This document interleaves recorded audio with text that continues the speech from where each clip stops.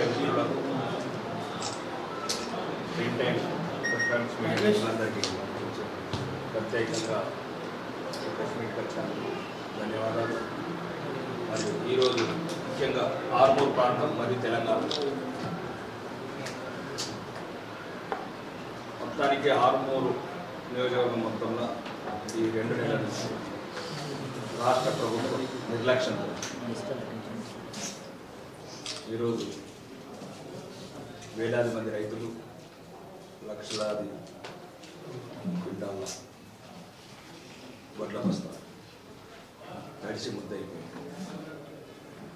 అంటే ఇక్కడ ఏదైతే ఆర్మూర్ ప్రాంతంలో రైతు వాళ్ళు కన్న బిడ్డల్లాగా పెంచుకున్న వరి రోడ్ల మీద ఎండకి వర్షానికి తడుస్తూ వడగళ్ళ వానలు ఏడుస్తూ రైతులు కన్నీరు కాల్చుకుంటే రాష్ట్రానికి చెందిన ఏ ముఖ్య నాయకులు పట్టించుకోండి ప్రాంతమైపోయింది.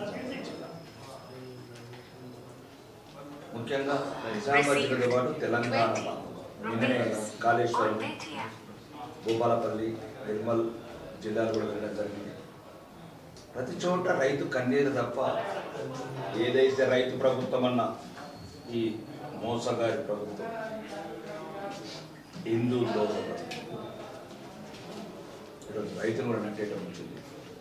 మరీ ముఖ్యంగా 1 మంత్ కింద రైతు మహోత్సవం జరిగినప్పుడు ప్రత్యేకంగా చెప్పడం జరిగింది, మీరు రైతులని విసర్జించద్దు. రైతు కళ్ళాల ఏదైతే వడ్లగించిందో రైతు కన్నీరు రావాలంటే దాన్ని ఒత్తిడి చేసి రైస్ మిల్లర్ చేయడం. అయినా అందాల పోటీల మీద ఉన్న శ్రద్ధ, హెలికాప్టర్లలో మోజులు తీసుకున్న శ్రద్ధ, ఢిల్లీకి వెళ్ళి పైరవులు చేసుకునే శ్రద్ధ, ముఖ్యమంత్రికి ముఖ్యమైన నాయకులంతా ఢిల్లీలో ఉన్నారు. తెలంగాణ రైతాంగం అంతా రోడ్ల మీద ఉంది. అధికారులంతా అందాల భావన దగ్గర ఉన్నారు. ఇదెక్కడి న్యాయం? ఇదెక్కడి పాలన? చేతగాని ప్రభుత్వం, రైతు ప్రభుత్వం అని రైతులను మోసం చేసి అన్ని రకాలుగా రైతు రుణమాఫీ కావచ్చు, రైతు బంధు కావచ్చు, ఇంకా రకరకాల మోసాలు, అన్ని మోసాలతో గద్దెనిక ప్రభుత్వం సుమారు సంవత్సరంన్నర నుంచి పరిపాలనలో మెలకువలు నేర్చుకోకుండా పైరవులు అవినీతి మీద ఈరోజు కూడా ప్రధాన నాయకుడు, సీనియర్ నాయకుడు ఏ దాంట్లో డబ్బులు వస్తాయి, 4th సీట్లో డబ్బులు వస్తాయా, 5th సీట్లో డబ్బులు వస్తాయా, రాష్ట్రాన్ని ఎట్లా దోచుకుందాము, ఎటువంటి అభివృద్ధి లేకుండా ఒక ముఖ్యంగా ఇంకా సిగ్గుపడే విషయం ఏంటంటే ప్రభుత్వ ముసుగులో వ్యభిచారం. ఈరోజు మీరు పేపర్లలో చూసిండొచ్చు, ఇంగ్లాండ్కి చెందిన ఇంగ్లాండ్ మమ్మల్ని స్పాన్సర్స్తోని పడుకోమంటున్నారు.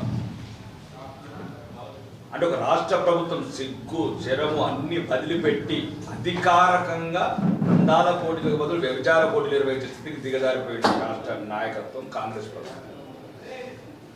ఒకవైపు రాష్ట్రం ముఖ్యంగా మా ప్రధాన డిమాండ్ తెలంగాణ వ్యాప్తంగా ఏదైతే రైతాంగం మీద నష్టపోయిందో వెంటనే ఎటువంటి ఆలస్యంకు తావు లేకుండా ఏ చర్యలు తీసుకుంటారు, ఎక్కడి నుంచి మీరు లేబర్స్ తెప్పించుకుంటారు, ఎక్కడి నుంచి లారీస్ అనేది తీసుకుంటారు, ఎట్లయితే మీరు పొలిటికల్ మీటింగ్ 10,000 లారీలు, రేవంత్ రెడ్డి మీటింగ్లకు, రాహుల్ ఖాన్ మీటింగ్లకు ఎట్లయితే మీరు వేలాది లారీలు తెప్పించుకుంటారు, మరి రైతులకు ఎందుకు వస్తలేదా ఆలోచన? రైతులు రోడ్ల మీద ఉన్నారు. కాబట్టి రైతులకు ఏదైతే నష్టం జరిగిందో ఈరోజు వర్షంలో తడిచిన వడ్లు కావచ్చు, మొలకెత్తిన వడ్లు కావచ్చు, ప్రతిదీ కూడా ఎటువంటి తరుగు లేకుండా వెంటనే అది తీసుకొని సంబంధిత రైస్ మిల్లకు కావచ్చు వేరే తరలించాలి. ఒకటి ముఖ్యంగా రైస్ మిల్ల కూడా సుమారు చాలామంది వేలాది మంది రైతులు నిర్మల్ కావచ్చు, భూపాలపల్లి కావచ్చు, కరీంనగర్ కావచ్చు, ఎక్కడికి వెళ్ళిన పర్యటనలలో రైతులు చెప్తున్నారు సుమారు 13 కిలోల తరుగు తీసుకుంటారు.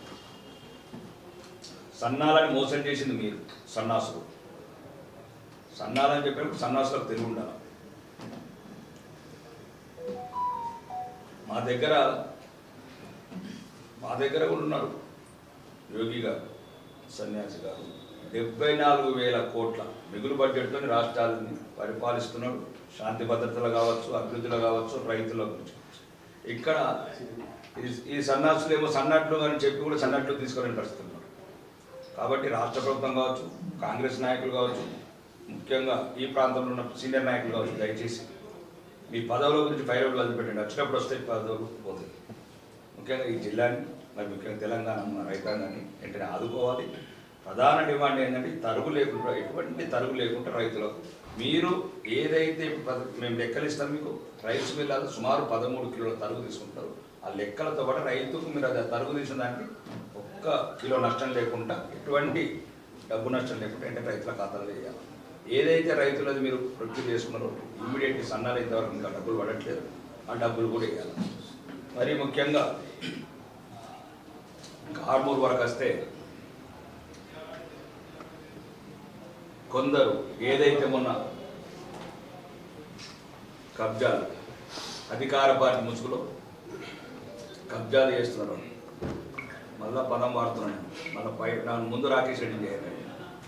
ప్రజల సొమ్ము తిన్న ఏ నా కొడుకును బదిలీ అనుకుంటున్నారు కొడుకులారా మీరు ఈ అధికార పార్టీ ముసుగులో. ఎన్ని వద్దులు ఉంటారా? ఇంతకుముందు కథ లెక్క చెప్పిన మేడం ఎన్ని వద్దులు ఉంటారని ఏమన్నా పోలీసులని ఎన్ని వద్దులు ఉంటారా మీరు? మరి ప్రజల సొమ్ములు ప్రజలకు చెందాలి. మొన్న 1500 గజాలు, అది మీడియా మిత్రుల సహకారంతో సుమారు 5 కోట్ల ల్యాండ్ ఇంకా చాలా దృష్టికి వస్తుంది. ఎక్కడెక్కడ కబ్జాలు చేస్తున్నారు ఆర్మూర్లో, ప్రతి ఒక్కరు రాసుకోవడం. మిమ్మల్ని మాత్రం మీరు అనుకుంటున్నారు రాజకీయ ముసుగులలో ఈరోజు హైదరాబాద్ మే आप लोग का सत्य में 1 घंटे के काम है सब लोग उड़ा देंगे. మీరు మళ్ళీ ఒక్కొక్కరు చెడరేగుతున్నాడు ఆర్మూర్లో, ఎవరిని కూడా వల్ల అందరినీ ఆరెంజ్ బుక్లో నోట్ చేసుకుంటున్నారు. ఎన్ని రోజులు తింటారా ఇట్లా ప్రజల సొమ్ములు? ఎన్ని రోజులు తింటారు? దమ్ముంటే ప్రజలకు మంచి చేయాలి. రాజకీయం అంటే ఏదైనా అధికార పార్టీ మంచి చేయండి. ఇదేంటి ల్యాండ్లు కబ్జా చేసుడు, రకరకాల అదేమంటారు ఈ మధ్యన ఏదో ఎల్ఆర్ఎస్ ముసుగుల. ఇంక అధికారులకు కూడా చెప్తున్నా, మీ సంగతి తర్వాత ఉన్నది, ఎవరిని కూడా వదిలేదు, అందరిని నోట్ చేసుకుంటున్నా. ఆడు గ్రూప్ 1 కావచ్చు, గ్రూప్ 2 కావచ్చు, నిన్న కూడా ఇచ్చిన ఐఏఎస్లో కూడా వార్నింగ్ ఇచ్చిన. నేను ఇక్కడ కూడా స్థానికంగా అధికారులకు చెప్తున్నా, ఎవరైతే ఏదన్నా తప్పుడు పనులు, చీకటి పనులు, ప్రజలకు నష్టం కలిగించే పనులు చేసినారనుకో ప్రతి ఒక్కరికి శ్రీకృష్ణ జన్మస్థానం పంపిస్తున్నారు. ఈ ఆర్మూర్లో మాత్రం చాలామంది ఈ రకంగా ఈ మధ్యన ఫైరల్ చేసుకుంటా, పేకాట క్లబ్లు నడుపుకుంటా, హోటళ్ళ రకరకాల సంఘ విద్రోహ పనులు చేసుకుంటా మళ్ళీ మొదలుపెట్టిన ఆర్మూర్ని. ఇది గౌరవ ముఖ్యమంత్రి గారి దృష్టికి కూడా తీసుకెళ్ళాను, మరియు వీలైతే గవర్నర్ గారి దృష్టికి తీసుకెళ్తాను. I want a peace Armoor, clean Armoor, neat Armoor, green Armoor, safe Armoor. ముఖ్యమంత్రి గారు ఇదే మున్సిపల్ అక్రమాలు, మున్సిపల్ అక్రమాలు లెటర్ కూడా ఇవ్వడం జరిగింది. నేను నిన్న కూడా ఇన్వెస్టిగేషన్కి వచ్చాను వరంగల్ నుంచి. ఎక్కడెక్కడైతే మీకు మళ్ళా మొదలుపెట్టారో భూములు, ప్లాట్లు, అండ్ ఏమంటే మన కెనాల్, ఇరిగేషన్ ల్యాండ్స్,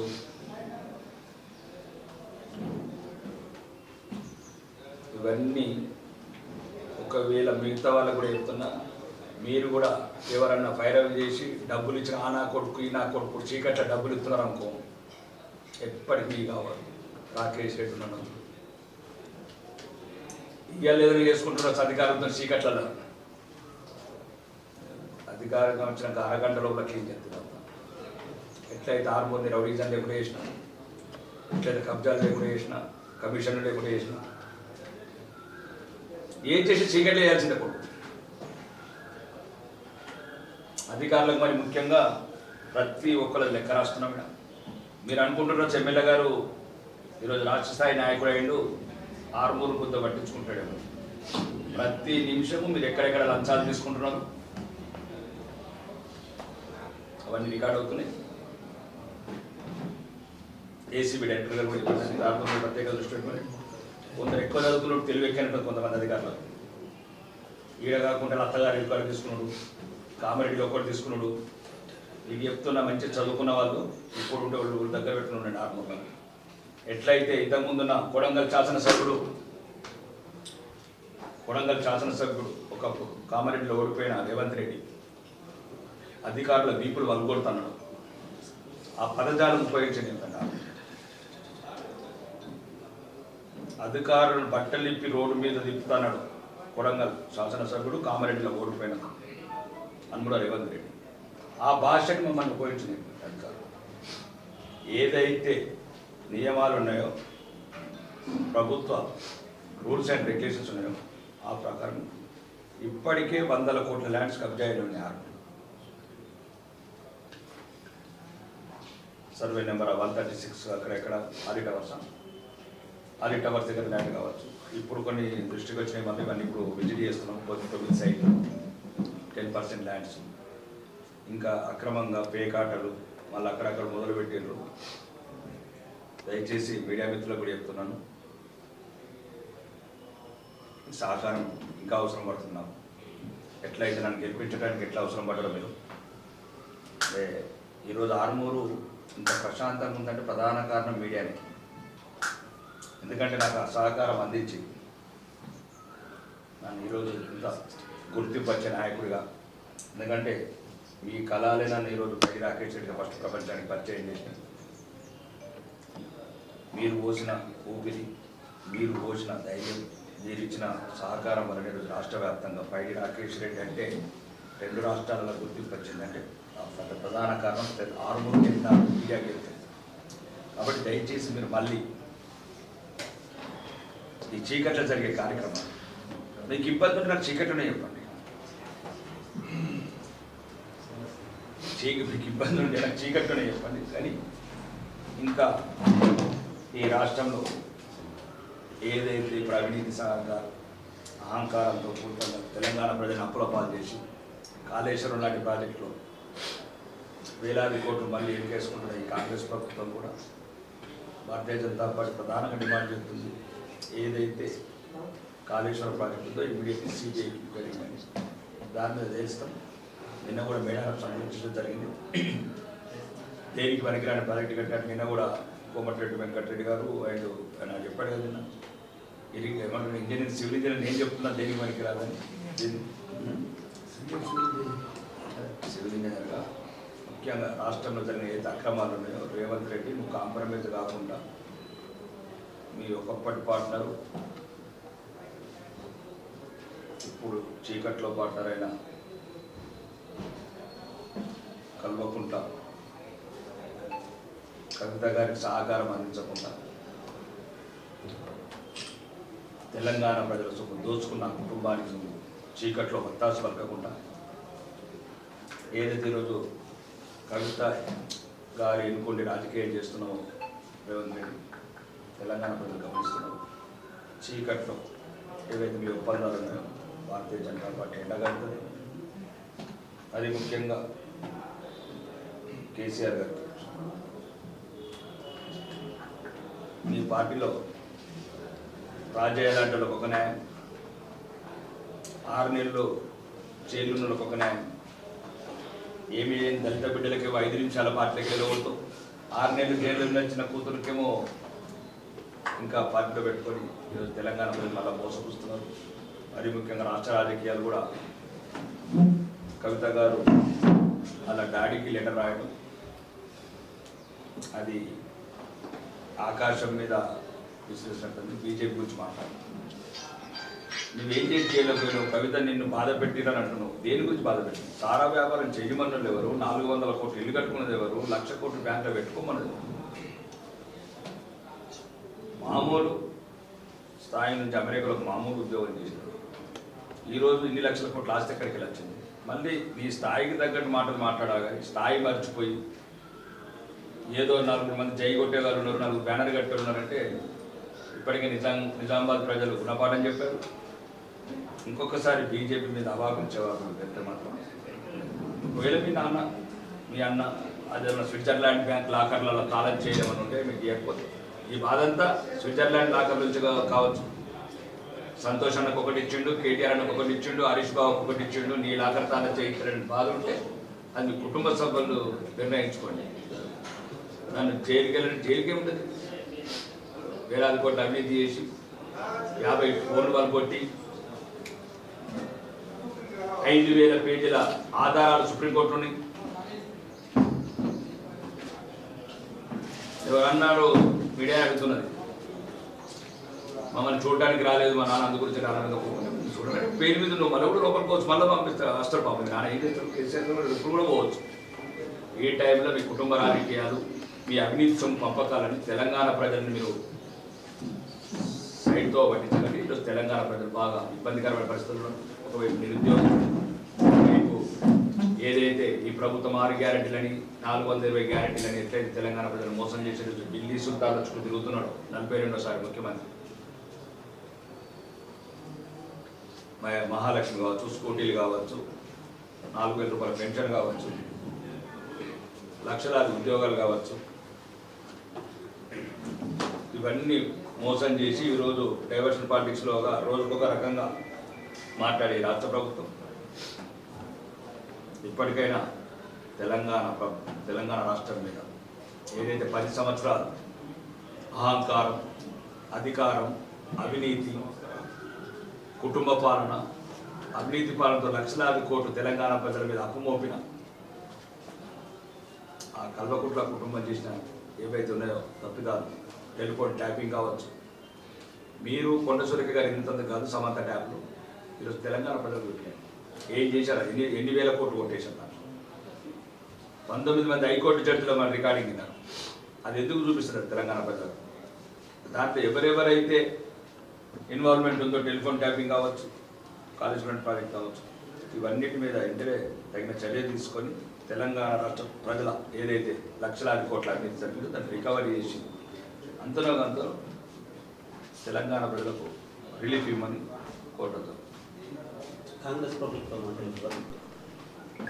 బీజేపీ ఒకటి భారతదేశం గురించి పార్టీ, ఈ దేశం గురించి, ఈ ధర్మం గురించి, ఈ సంస్కృతి గురించి, ఈ సాంప్రదాయం గురించి, ఈ సనాతన ధర్మం ఒడిగట్టకుండా, ఈ దీపం ఆరిపోకుండా హిందువుల గురించి, ప్రత్యేకంగా హిందువుల గురించి ఉన్న పార్టీ ఒక పార్టీ.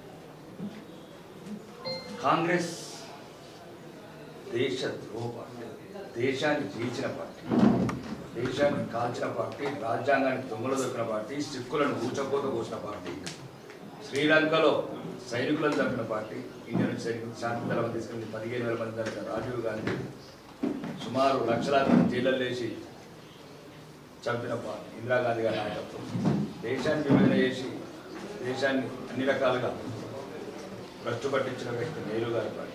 కాబట్టి కాంగ్రెస్ మూలాలకు బీజేపీ చాలా దూరం ఉంటుంది. బీఆర్ఎస్ అనేది అదే నిన్న కూడా ప్రధాన రాష్ట్ర మీడియాలో కూడా డిమాండ్ చేసింది. 2001లో జలయజ్ఞంలో ఏ రోజైతే కిరాయి అద్దెగట్టలేని కొండ లక్ష్మణ్ బాపూజీ గారి జలయజ్ఞంలో జలవిహార్ పార్టీ ఆఫీస్కి అద్దె లేని కేసీఆర్, అద్దె కట్టలేని కారుకు ఈఎంఐ కట్టలేని కేసీఆర్ పార్టీ పెట్టినప్పుడు అందరి ఆస్తులు ఎన్ని ఉంది? 2025లో ఆస్తులు. వ్యాపారాన్ని తెలంగాణ సెంటిమెంట్ వ్యాపారం చేసుకున్న కుటుంబం అండ్ గ్యాస్. ప్రతి నాయకుడు సైకిళ్ళ మీద తిరిగినోడు ఈరోజు హెలికాప్టర్. అది తెలంగాణ రాష్ట్రం గమనిస్తుంది. హైదరాబాద్ అంటే మీకు ఎందుకు చెప్తున్నాడు? హైదరాబాద్ ప్రతి ఒక్కరికి అవగాహన ఉంది. ఎవరు హెలికాప్టర్ కొన్నాడు, ఎవరికి సైకిల్ ఉండేది, ఎవరికి 100,000 ఎకరాలు వచ్చినాయి, ఫామ్ హౌజులు వచ్చినాయి, ఇదంతా ఒక నోటెడ్ ఉంది. మా భారతీయ జనతా పార్టీ అధికారంలోకి వచ్చినప్పుడు ఇంక ఎట్లయితే ఇప్పుడు కుమ్మక్కయ్యారు. రెండోది మీరు అన్నది మీరు గమనించారు రాష్ట్ర రాజకీయాలు. 2014 నుంచి కాంగ్రెస్ ఏమో బీఆర్ఎస్ పోయింది, ఇప్పుడేమో బీఆర్ఎస్ కాంగ్రెస్ పోయింది.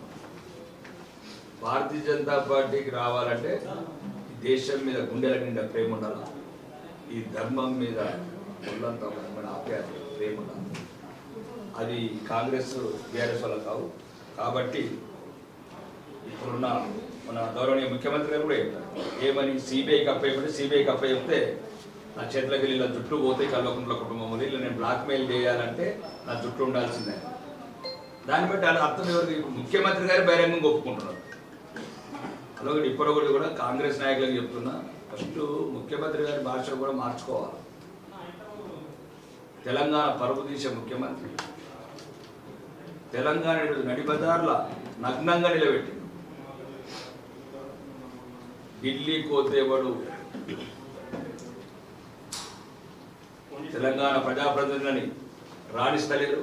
ఏ ఆఫీసులు కూడా ఎక్కడ కూడా రెండోది ఏదైనా అపాయింట్మెంట్ అడిగితే చెప్పులు దొంగతనం చేస్తారు మీ తెలంగాణకి వెళ్ళొచ్చిన వాళ్ళు ముఖ్యమంత్రి కానీ మంత్రులు కానీ అంటే తెలంగాణ కాంగ్రెస్ అంటే ఆ రకం అంట చెప్పులు దొంగతనం చేసే వాళ్ళు లెక్క అయిపోయింది. ముఖ్యమంత్రి నేను మాట్లాడలేదు. దాన్ని బీజేపీ స్పందిస్తుంది అన్న అంటే తెలంగాణలో రెండోది ఇప్పుడు నేను ఏమంటున్నానంటే ముఖ్యమంత్రి గారిని కూడా ఇప్పుడు మీరు ఒక రకంగా మీరు ప్రజలను మోసం చేశారు. ఇప్పుడు నన్ను కోసుకొని ఏం లేదు కోసుకునే పక్కకు జరగండి.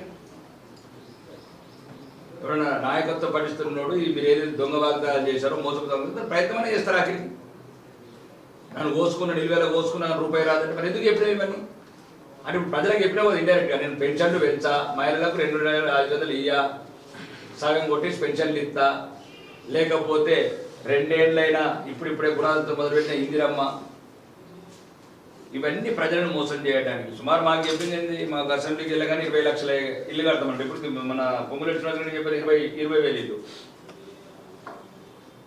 కాబట్టి అవినీతి పరిపాలన, అసమర్థ పరిపాలన, అబద్ధాల పరిపాలన ఒకవైపు రాష్ట్రాన్ని మొత్తం ప్రపంచంలో డిమోట్ అంటే రాష్ట్రంలో ఏం లేదు అప్పుల పాలైపోయినాం. ఏమవుతుంది చెప్పండి? దానివల్ల ఏమొస్తుంది?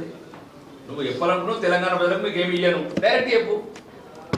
రాష్ట్రాన్ని ఎందుకు పరువుతీస్తావు ముఖ్యమంత్రి గారిని అడుగుతున్నాను. ఇక్కడ నుంచి ఏ కాంగ్రెస్ నాయకుడైనా కానీ ఈ గల్లీ లీడర్లు వేరే లీడర్లు పక్కన పెడితే రాష్ట్ర నాయకత్వానికి మన అసెంబ్లీలో కూడా చెప్పాను. నేను ఇక్కడ కదా అసెంబ్లీలో చెప్పాను రాను అసలు ఎప్పుడు హైదరాబాద్ అంటే రావట్లేదు. రిజిస్ట్రేషన్స్ కూడా ఓన్లీ 65% పడిపోయింది.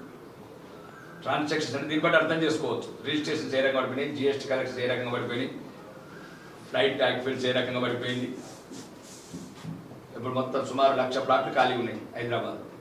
వీళ్ళకి డబ్బులు కట్టలేక కాంగ్రెస్ ట్యాక్స్ కట్టలేక ఏమంటారు సీ ట్యాక్స్ జిఎస్టీ వాళ్ళు సీ ట్యాక్స్ కట్టలేక 1,00,000 ప్లాట్లు ఖాళీ ఉన్నాయి.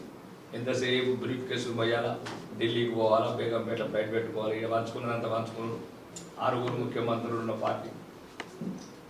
కాబట్టి తెలంగాణ ఏదైతే బ్రాండ్ ఇమేజ్ ఉందో ఇది నేచురల్ గురించి కాబట్టి దీన్ని డ్యామేజ్ చేయకండి కాంగ్రెస్ ఇంకుంటారు. కానీ మధ్యంతర ఎన్నికలు వచ్చే అవకాశాలు కూడా ఉన్నాయంటున్నారు. ఇప్పుడు బీఆర్ఎస్ బీజేపీ ఉంటుంది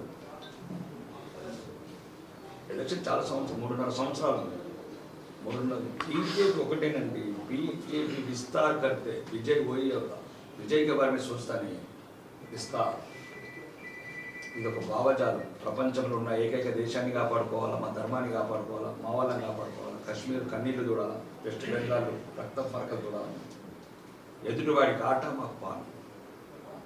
కాంగ్రెస్ వాడికి బీఆర్ఎస్ వాడికి ఏముంటుంది? కొడుకును ముఖ్యమంత్రి చేయాలా, కూతురుని ముఖ్యమంత్రి చేయాలా, మనమని చేయాలా, వీళ్ళకు ఉంటుంది. రేవంత్ రెడ్డికి ఏమి, సోనియా గాంధీకి ఏముంటుంది? పేరెంట్ రాహుల్ ఖాన్ చేయాలా, లేకపోతే ఇంకొకటి మధ్య పోరాడు వచ్చినాడు ప్రియాంక వాద్ర రేయాన్ ఏమైనా చేసుకోవాలి. మాకేముంటుందండి? కాశ్మీర్లో పాల్గామ్లో బొట్టు దూడబడ్డ బిడ్డలని ఏ రకంగా సొంతం చేకూర్చాలా? భారతదేశంలో ఇంకొకళ్ళ హిందూ బిడ్డల బొట్టు చెడపకుండా అంటే ఏం జాగ్రత్తలు తీసుకోవాలి?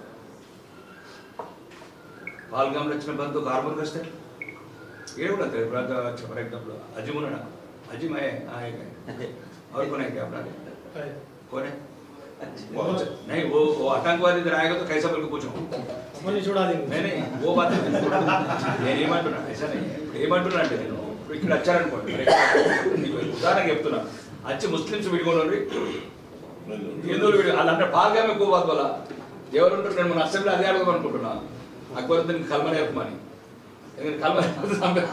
నేనంటున్నట్టు భారతీయ జనతా పార్టీ ఇతర మతాలను ఏమనదు కానీ మా ధర్మాన్ని కూడా కాపాడుకోవాలి. కాబట్టి భారతీయ జనతా పార్టీ ఏ పార్టీతో పొత్తు పెట్టుకుంటుందా? ఒకవేళ జై హిందూ ధర్మం వైపు ఎట్లయితే ముస్లిమ్స్ని మైనారిటీని ఏ రకంగా చూస్తున్నారో ప్రేమగా మమ్మల్ని కూడా ప్రేమగా చూస్తే అంటే రాజకీయాలు ఏమవుతుంది? ఏ తప్పేమవుతుంది? ప్రజాస్వామ్యంతో ఉండాల్సిన పార్టీలు కానీ 99% మాకున్న ఢిల్లీ మేమైతే మాకు పొత్తులు ముఖ్యం కాదు. తెలంగాణలో భారతీయ జనతా పార్టీ కాషాయ జెండా ముఖ్యం. మరియు ముఖ్యంగా అసదుద్దీన్ అన్న మాటకు దానికి మేము ప్రతీకారం తెచ్చుకోవాలి. అసదుద్దీన్ గారు ఏమన్నారంటే తెలంగాణ అసెంబ్లీ మీద కాషాయ జెండా ఎగిరేయా భారతీయ జనతా పార్టీ జెండా. దానికి మా హిందువులకు అన్న కొందరున్న సన్నాసులకు చైతన్యం వచ్చి 15% ఉన్నోడికి గంత అహంకారం ఉంటే 85% ఉన్న మన జెండా ఎందుకు ఎగరేయద్దనే పౌరుషం ఉంటే మన జెండా ఎగరేయాలి. యూపీ ఎగరేసినట్టు, మధ్యప్రదేశ్ ఎగరేసినట్టు, ఛత్తీస్గఢ్ ఎగరేసినట్టు, గుజరాత్లో ఎగరేసినట్టు, 21 రాష్ట్రాలలో ఆరెంజ్ జెండా రెపరెపలాడినట్టు 22వ రాష్ట్రం ఇది, 23వ రాష్ట్రం కర్ణాటక. అన్న రాజీవ్ గాంధీ అని అంటారు కానీ మీరు రాజీవ్ ఖాన్ అంటున్నారు, మరి దానికి ఏం అర్థం? అదే రాహుల్ ఖాన్, తాత జైందర్ ఖాన్. రాహుల్ గాంధీ అని వినొచ్చింది. గాంధీ రాహుల్ ఖాన్ అని నేను ఇప్పటిదాకా గాంధీ వైశ్యాస్ కరమ్చంద్ మోహన్ గాంధీ గారు, మోహన్ దాస్ కరమ్చంద్ గాంధీ గుజరాత్ వైశ్యాస్. మీ అందరికి ఆర్మూర్ విలేకరులకి సరదాగా మాట్లాడుతున్నాను, మంచి మనకు కూడా అవేర్నెస్ వస్తుంది. చెప్పండి, మీరనే చెప్పండి. అంటే దొంగతనం చేసిన పేరు, ఎత్తు ఖర్చుకున్న పేరు, అటాక్ చేసిన పేరు, హైజాక్ చేసిన పేరు, మీరు చెప్పండి కదా ఎక్కడ కుదురుతుంది? గాంధీ గారిదేమో గుజరాత్ వైశ్య కమ్యూనిటీ, ఇదేమో కాశ్మీరు బ్రాహ్మణ కమ్యూనిటీ, ఎట్లా కుదిరే పేరు? కాబట్టి ఇది ఈ రకంగా బయటికి రావాలని ఇట్లా మేము అడుగుతాం. కానని వాడికి లేకపోతే నేను రాహుల్ గాంధీ నువ్వు ఎందుకు అడుగుతుంది? అంటే మేము ఇప్పటివరకు వెళ్ళలేదు మరి అనేసి. ఇప్పటివరకు మేమేమంటున్నామంటే మా దేశస్తుడు కాదు, ఓపెన్ చెప్తున్నాం, మా మతస్థుడు కాదు. మా దేశస్తుడు ఎట్లా అవుతాడు? సోనియా గాంధీ గారు మా దేశస్తురాలు కాదు, మా మతస్థురాలు కాదు, క్రిస్టియన్. అంటే ఇండియన్స్ లో అంటే తండ్రిదే వస్తుంది కదా. తండ్రి కూడా హిందూ కాడు కదా, తండ్రి కూడా హిందూ కాడు, తల్లి విదేశురాలు. మేము ఏమంటున్నాం, మా దేశస్థుడు కాదు, మా మతస్థుడు కాదు. మా దేశస్థుడు అంటే సంపూర్ణ భారతీయుడు కాదు. నీలాగా మీ అమ్మ నాన్న ఎట్లయితే ఆర్మూర్ ఉన్నారో, మా అమ్మ నాన్న ఎట్లయితే అంకాపూర్ ఉన్నారో అతను కాడు. తండ్రి భారతీయుడు, తల్లి ఇటలీ దేశస్తురాలు. మా దేశస్తుడు గారు ఇప్పుడు సార్లు మాట్లాడుతుంది, ఇబ్బంది ఏముందండి? ఇప్పుడు అడుగడుగులు మా హిందువులను అవమానిస్తే మేము ఎందుకు మాట్లాడకూడదు? ఇప్పుడు నిన్న ఈ విషయం కూడా రాసుకొని మంచుకుంటే భ్రమణం ఉంటుంది. భారత ప్రధాని కావాలని కలలు కంటున్న రాహుల్ ఖాన్ సైన్యాన్ని ఆ రకంగా అవమానించడం ఏంటండి? ఈయనకెందుకు చూపించాలి ఫ్లైట్లు? ఎవడన్నా సైన్యాన్ని అవమానిస్తాడా? తల్లిని అడుగుతాడు ఎవడన్నా, తండ్రి ఎక్కడని? తండ్రి ఎవరైనా చెప్పాలి.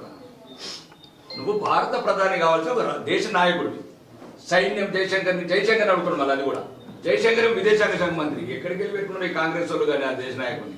నువ్వేదైనా అడిగేదంటే నీకు రైట్స్ ఉన్నాయి. ప్రతిపక్ష నాయకుడిగా నువ్వు డైరెక్ట్ డిఫెన్స్ మినిస్టర్ దగ్గరికి ఏదంటే డిఫెన్స్ మినిస్టర్ నిర్మిస్తాడు. అంటే ఒకవేళ ఇట్లాంటి వ్యక్తి ఈరోజు విదేశీ శక్తుల కుట్రలో భాగమైన రాహుల్ గాంధీ గారు ఆర్మీని అవమానించినట్టు, భారత సైన్యాన్ని అవమానించినట్టు ఈరోజు చాలా మందికి మేము ఏమనుకుంటున్నాం, మెడ్ ఇన్ ఇండియా అంతా పాకిస్తాన్ ట్రయల్ చేస్తున్నాం, టెస్ట్ చేస్తున్నాం. కానీ బ్రహ్మోస్ ఎంత దూరం పోతుంది, ఆకాశం కూడా కొట్టగలుగుతుంది. వీర వనితలను కన్నా దేశం మర్చిపోయింది ఇప్పుడు యువత. ఝాన్సీ లక్ష్మీబాయి చరిత్రలు ఇవి చూసి ఇప్పుడు మేము చూసాం కదా, సోఫియా ఖురేషి, కనికా సింగ్. ఇప్పుడు దేశంలో ఒక వీర వనితలకు, వీర నారీలకు ఈరోజు భారతదేశం కొట్టగలిగిందంటే ఈ యుద్ధం గెలిచి ఈరోజు ప్రపంచానికి అందరికీ ఒక చాటు చెప్పగలిగింది.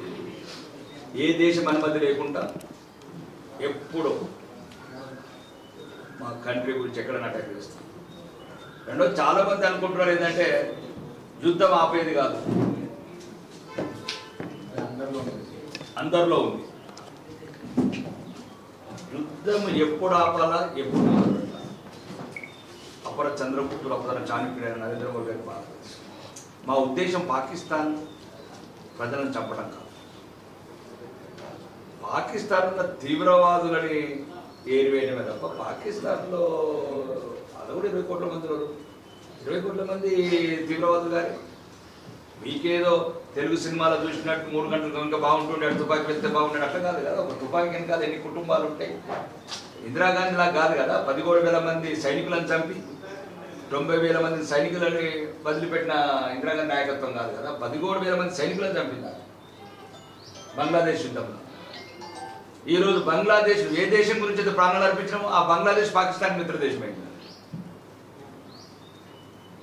1 కోటి మందికి సంవత్సరం అంతా ఉచిత రేషను, అన్ని రకాలుగా భారతదేశం సహకారం చేసింది. కాబట్టి ఇక్కడ సుమారు మా ఆపరేషన్ సింధు ఓన్లీ 9 ఉగ్రవాద స్థావరాలు, 11 ఆర్మీ బేస్లు. ఇప్పటికి మీరు వండి పాకిస్తాన్లో మిత్రులకు ఫోన్ చేయండి, యూట్యూబ్లో పెట్టి అదేమంటారు వీడియో కాల్ చేయండి. నౌకాన్ ఎయిర్ బేస్, అన్ని ఎయిర్ బేస్ ఏ రకంగా ధ్వంసమైంది. మొత్తం సుమారు ఒక 11 ఎయిర్ బేస్లను కొట్టాం, 20% డిఫెన్స్ మ్యానుఫ్యాక్చర్స్ కొట్టగలిగినాం. రెండోది అంటే ప్రపంచానికి చెప్పగలిగినాం ఏ టైంలో 5 నిమిషాలు టార్గెట్ తీసుకుంటే పాకిస్తాన్లో ఎక్కడంటే అక్కడ కొట్టగలుగుతాం. రెండోది ఎదుటోడికి కూడా విపణి చూడగలిగినాం. చైనాది మిడిన్ చైనా ఎట్లుంటుంది, మిడిన్ టర్కీ ఎట్లుంటుంది అవి కూడా చూడగలిగినాం. మరి ముఖ్యంగా ఈ భారతీయులు కూడా చెప్పాల్సిన అదే చెప్తున్నాం. ఇంకా మనకు ఏదైతే శత్రు దేశాలు ఉన్నాయో ఆ దేశాలతో కొద్దిగా మనం ట్రావెలింగ్స్ పర్యటనలు, ఎందుకంటే నువ్వు పర్యటన చేసిన టర్కీకి ఇచ్చిన పైసలు ఆయుధాలతో మన సైకిల్లో చంపుతున్నాడు. కొన్ని ఆలోచించాలి భారతీయులు, తెలివైన వాళ్ళు, చదువుకున్న వాళ్ళు. కాబట్టి ఈరోజు ముఖ్యంగా కర్రెగుట్టలో వామపక్షాలు కేంద్ర ప్రభుత్వం ఖనిజ సంపద కోసమే ఎన్కౌంటర్ జరుపుతుంది అంటున్నారు కదా, దానిపైన ఒకటి మేము చాలాసార్లు నేను ఇప్పుడు ఇంటర్వ్యూలో కూడా నాకు ఈ మధ్యన బాగా ఇంటర్వ్యూలు వస్తున్నాయి. నక్సల్ లైట్స్ సుమారు 1960 మన తెలంగాణకు వచ్చినాం. జగిత్యాల చైత్రయాత్ర అని కాదు, శ్రీకాకుళం వెళ్ళాం. అప్పుడున్న పరిస్థితులు వేరు, ఇప్పుడు ఆధునిక భారత్. అప్పుడు ఆ పరిస్థితులు ఆ కాలమానం ప్రకారం అది కరెక్ట్. కానీ కరెక్ట్ అంటే కరెక్ట్ ఆశయం కరెక్ట్, ఆచరణ కరెక్ట్ అని అన్నాను. ఇప్పుడు ఏ ప్రజల గురించి అయితే కొట్లాడుతున్నారు, ఏ ప్రజల గురించి కోరుకుంటారో బస్తారు కావచ్చు, ఇంకేదైనా కావచ్చు, వాళ్ళ స్కూల్ మీరే కన్సర్న్ చేస్తారు, వాళ్ళ రోడ్డు మీరే కన్సర్న్ చేస్తారు, వాళ్ళ కమ్యూనికేషన్స్ మీరే ఏం కోరుకుంటున్నారు మీరు? ఏ పేద ప్రజల గురించి ఏం కోరుకుంటారు? పేదవాడికి చదువు రావాలి, గిరిజనులకు చదువు రావాలి, గిరిజనులకు వాళ్ళ జీవన విధానాలు మౌలిక వసతులు అభివృద్ధి చెందాలని మీరే ధ్వంసం చేస్తే మీరు ఎట్లా ఆధునిక భారత్ 21వ సెంచరీ? ఒకటి. రెండోది నక్సలైట్లకు ముఖ్యంగా నా విజ్ఞప్తి చెప్తున్నాను, ప్రత్యేక మొన్న కూడా చెప్పాను, ఈ విధంగా ఇప్పుడు ఈ ద్వారా చెప్తున్నాను. నక్సలైట్ల అవసరం అడవులో లేదు. మీరు నా వ్యక్తిగత నిజాయితీ, నిర్భయం, పేద ప్రజల పట్ల ప్రేమ, మీ అవసరం సమాజంలో ఉంది. దొరికినోడు దోచుకుంటున్నట్టు నా కొడుకు లక్షలాది కోటి తెలంగాణను దోచుకుంటుంది. మీరు సమాజంలోకి రండి, సమాజంలో కలవండి, ఐపీఎస్లకు ట్రైనింగ్ చేయండి, ఐఏఎస్లకు ట్రైనింగ్ చేయండి. అడవులో పోయి అసలు బాసే బదులు, ఎన్కౌంటర్లలో రకరకాల ఇంటర్వ్యూలో మీరు ప్రాణాలు కోల్పోయే బదులు, ఈరోజు ప్రపంచం అంతా ఒక 21వ సెంచరీ ప్రపంచం పరిగెడుతున్నది బుల్లెట్ ట్రైన్ లాగా. ఈ టైంలో మీరు పేద ప్రజల స్కూళ్ళు ఫెయిల్ చేయడము, వాళ్ళ రవాణా సంస్థలు ఫెయిల్ చేయడము, మీకు పేదవాడికి ఏం చేస్తారు మీరు? ఇది కరెక్ట్ కాదు. మీరు ఏదైతే అక్కడికి జరగాల్సిన అభివృద్ధి జరుగుతుంది, జరిగిపోయింది కూడా. 50 ఏళ్ళ కింద భారత్ వేరు, ఇప్పుడున్న భారత్ వేరు. ఆల్రెడీ వచ్చింది కూడా అప్పుడు 23% 2%కి వచ్చాను. అంటే 21% ప్రజల్ని మిమ్మల్ని దూరం పెడుతున్నారు, ఎందుకంటే మీ వల్ల అభివృద్ధికి దూరం అవుతున్నామని. అవును, ఏదైతే అణిచివేత మేము ఒప్పుకుంటుంది. అణిచివేత వచ్చినప్పుడు ఆవేశంలో ఆ సంఘటనలు వచ్చినాయి. ఈ సమయంలో మాత్రం నక్సలైట్లకు బహిరంగంగా విజ్ఞప్తి చేస్తున్నాం, దయచేసి నక్సలైట్ కావచ్చు, నక్సలైట్ సానుభూతి కావచ్చు, రండి, మీరు మేము ప్రజాస్వామ్యయుతంగా కలుద్దాం. ఎక్కడెక్కడైతే ఇట్లా వేలాది కోట్లు, లక్షలాది కోట్లు, కాళేశ్వరం కావచ్చు, భగీరథ కావచ్చు, కాకతీయ కావచ్చు, ఇట్లాంటి ఏదైతే లక్షలాది కోట్ల అవినీతి జరుగుతుందో దాన్ని సమాజంలో నిలదీద్దాం. ఇలాంటి ధైర్యవంతులు, నిజాయితీ పనులు అవసరం ఉంది సమాజానికి, అడుగులలో లేదు. రెండోది, చర్చలు జరుగుతున్నాయి, వేలాది మంది నక్సలైట్లు లొంగిపోతున్నారు, జనజీవన సంస్థలు కలుస్తున్నారు, వాళ్ళకి కావాల్సిన సౌకర్యాలు కల్పిస్తాం, వాళ్ళ భవిష్యత్తు భరోసా భారతీయ జనతా పార్టీ. రెండోది, వాళ్ళ ఆశయాలను ప్రజాస్వామ్యయుతంగా తీసుకెళ్తాం. తర్వాత మనం ఒక పర్యటన చేద్దాం 87 గ్రామాలకు. ఏదైతే రాష్ట్ర ప్రభుత్వం ఇందిరమ్మ ఇల్లు ఇంకా ఫైనల్ అవుతున్నాయి, ఫైనల్ అయినాయి, కొంచెం ఉంటున్నాయి. ఇవి ఎక్కడెక్కడ కడుతున్నారు, ఎట్లా కడుతున్నారు, నిజమైన అరువులకు వస్తున్నాయా లేవా? మీ కళాలు అయితేనే కొద్దిగా కళ్ళు విప్పగలుగుతాయి. కళ ఇబ్బంది పడుతుంది. ఒక 10 విలేజ్లో వెళ్ళాం, మొత్తానికి కొద్దిగా ఇక్కడ నుండి కరెక్షన్ చేయడానికి జరుగుతుంది. ఒక ఎమ్మెల్యేగా మీరు ఒక మీడియాగా మనం కలిసి వెళ్తే కొద్ది సిస్టమ్ లోపల కూడా కొద్ది అధికారులు కూడా చలనం వస్తుంది, అంతే కదా. అంటే ఫీల్డ్ లెవెల్లో చూస్తే అది ఒక అవగాహన వస్తుంది. ముఖ్యంగా ఈ రాష్ట్ర ప్రభుత్వం కూడా ఏదైతే ఈ ఫసల్ బీమా అమలు చేయడం అనేది రాష్ట్ర రైతాంగం నష్టపోతుంది. ప్రధానంగా కాంగ్రెస్ ప్రభుత్వానికి డిమాండ్ చేయడం ఏంటంటే ఈ రాష్ట్రంలో వెంటనే ఫసల్ బీమా సెంట్రల్ గవర్నమెంట్ ఏదైతుందో ఆ పథకం వెంటనే అమలు చేయాలా. రైతులకు వెంటనే ఎక్కడెక్కడ నష్టపరిహారం, మళ్ళీ ముఖ్యంగా 30,000 ఎకరాల సజ్జ, ఈ సజ్జ కూడా బాగా ఈ మధ్యన వర్షాలకు కలిసింది. సజ్జ, నువ్వులు, ఏవైతే అంతర్ పంటలు తెలంగాణ రాష్ట్ర వ్యాప్తంగా రైతాంగం నష్టపోయిందో వెంటనే నష్టపరిహారం చెల్లించాలి. కల్పించాలని ప్రధాన డిమాండ్ భారతీయ జనతా పార్టీ. వచ్చేస్తున్నాయి.